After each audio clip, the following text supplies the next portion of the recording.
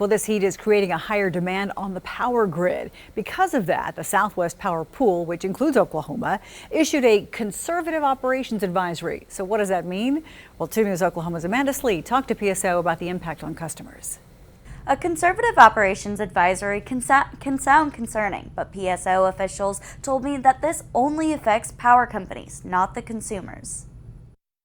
It has some effect on the way we manage our supply and transmission facilities. Basically, he says companies have to report certain things to the Southwest Power Pool before they do it during this advisory. According to this chart from SPP, the Conservative Operations Advisory is only one step away from a Level 1 energy emergency alert level. But Green says there's a big difference between the two.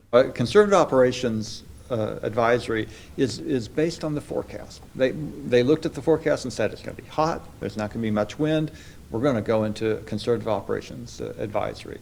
Now, before we go into that next step, there'd have to be evidence that the supply of energy and the demand for energy aren't in a good place. While this advisory doesn't impact the public, Green says if a person wants to conserve, there's many ways to do that beyond raising the temperature a few degrees. You want to close your drapes during the sunlight hours, especially in on southern exposures. You want to make sure that you don't have any furniture covering your vents, so that you're getting all the cooling that you're paying for. Other things you can do are get out of the house. Go someplace where someone else is paying for the energy to cool things off. Lastly, he says you can conserve energy by delaying the use of electrical appliances to early morning and overnight.